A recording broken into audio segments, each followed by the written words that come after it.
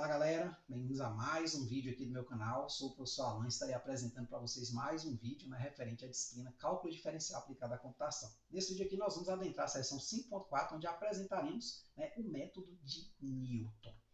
Então, gente, apresentaremos nessa seção uma importante ferramenta do cálculo, o método de Newton, também conhecido como Newton-Raphson. Este método é fundamental para encontrar raízes de funções de forma eficiente.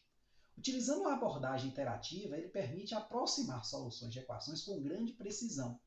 Sua aplicação vai desde problemas simples de matemática até complexas simulações em física e engenharia, demonstrando sua versatilidade e importância no campo do cálculo numérico. Normalmente eu ensino o método de Newton numa disciplina chamada cálculo numérico. Porém, se você observar alguns livros de cálculo, eles trazem o método de Newton. Talvez o autor ali percebeu que o método de Newton taparia um buraco, e é um buraco grande, você vai perceber, na resolução dos probleminhas que ele coloca lá de modo geral. Então, existem muitas situações que a gente precisa resolver uma equação, e a gente muitas vezes não vai conseguir isso de forma direta. Eu peguei aqui nesse vídeo, a título de motivação, 5 equações. Aí eu vou deixar uma atividadezinha para casa para vocês, tá certo? Que é tentar resolver o máximo que você conseguir aqui. Vamos fazer algumas ponderações. Então, observemos algumas equações. Aqui eu tenho uma primeira equação, 2x menos 5 igual a 0. Então, eu quero saber o valor de x, que quando substituído aqui, multiplicar por 2, subtrair de 5 dá 0. Essa aqui é moleza, 2,5.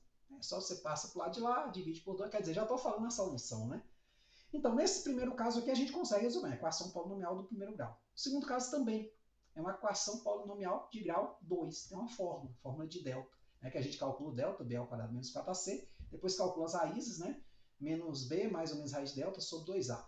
Então a gente joga na fórmulazinha e acha as soluções. Só que aqui, a partir de 3, 4, 5 e 6, provavelmente vai ser bem desafiador para você.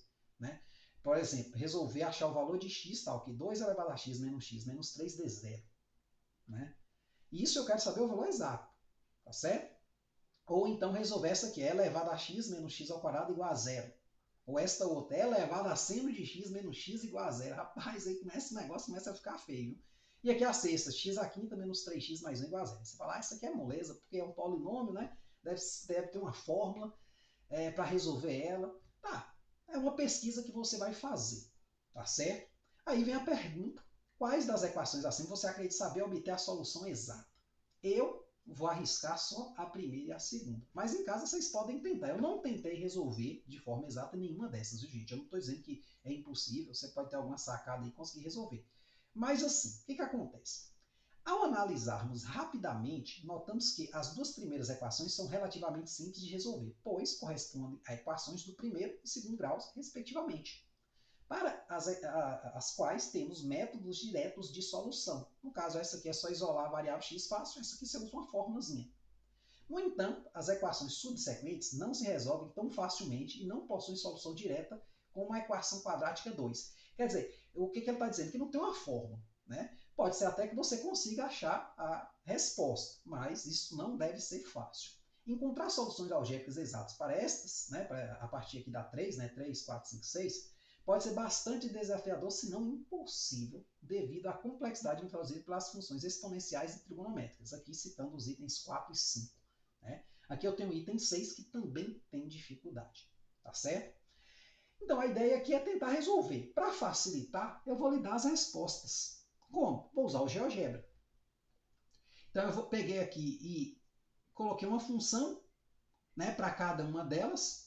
E aí, quando eu clico aqui, nesse botãozinho, f de x igual a 2x menos 5, o que ele faz? Ele esboça esse gráfico aqui. Deixa eu tirar essa parte aqui.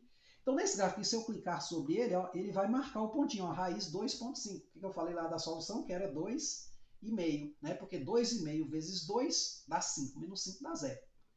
Vou apagar essa aqui, clicando na outra. Eu tenho aqui duas soluções, 2 e 3. É só a gente olhar aqui a abscissa, tá vendo? A abscissa é a solução, tá certo? Que é o valor em x. Então, se eu jogar 2 ou 3 nessa equação, faça essa conta, você vai obter exatamente 0 como saída, se eu jogar 2 e 3 aqui na função g.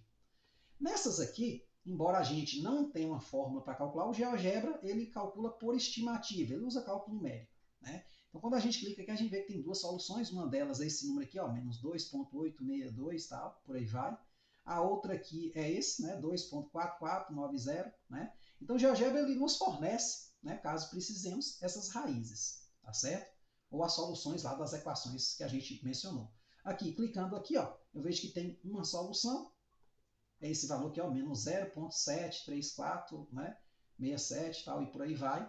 Essa outra aqui também, ó, da mesma forma, é elevado a 100x menos x, ó, tem uma outra solução aqui, né, que seria 2.21910 tal, né?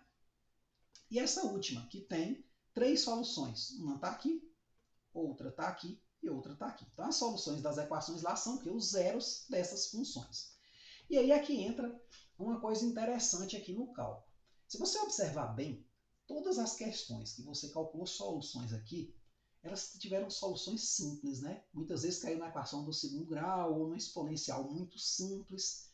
Por que isso? Porque isso foi escolhido a dedo. Simplesmente até aquele momento você não sabia resolver equação nenhuma, então eu botar ou praticamente nenhuma.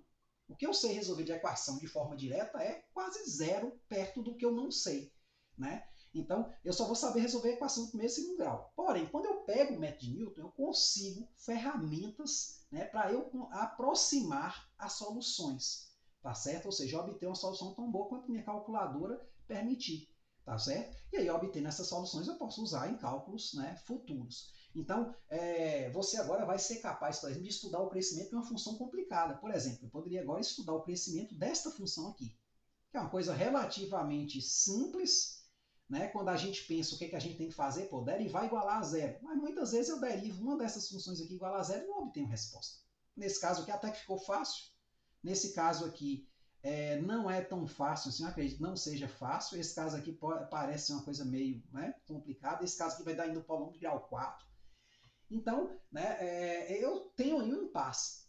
Na verdade, se você observar, eu não vou nem precisar derivar essas funções para colocar elementos delas no gráfico. Essas equações, né, quando eu estiver esboçando os gráficos associados a elas. Por quê? Porque, na verdade, eu quero os zeros delas, para achar os pontos que elas tocam o eixo. Porque para eu ter um gráfico complexo, eu preciso ter a concavidade, né, saber que aqui é voltado para baixo, voltado para cima, ter os intervalos de crescimento, ó, até esse ponto crítico aqui ela cresce, depois ela decresce, tá certo?